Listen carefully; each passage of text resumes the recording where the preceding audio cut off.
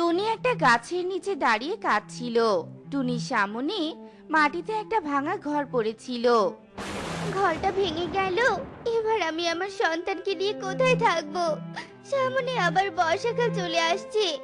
হে সৃষ্টিকর্তা, আমাকে সাহায্য করো, বুদ্ধি দাও আমাকে। কি করব আমি সৃষ্টিকর্তা, কি করব আমি? অন্যদিকে টুকি একটা বড় পেয়ারা ধাক্কাতে ধাক্কাতে তার মায়ের দিকে নিয়ে আসতে থাকে।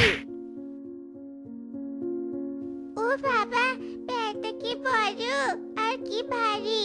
আমার শরীর তো ঘেমে যাচ্ছে, আমি আর পাচ্ছি না। আমি বরং একটু বিশ্রাম নেই। টুকি দাঁড়িয়ে বিশ্রাম নিতে থাকে। কিছুক্ষণ পর টুকি আবারও পেয়ারাটাকে ধাক্কাতে ধাক্কাতে তার মায়ের সামনে নিয়ে আসে। টুনি এত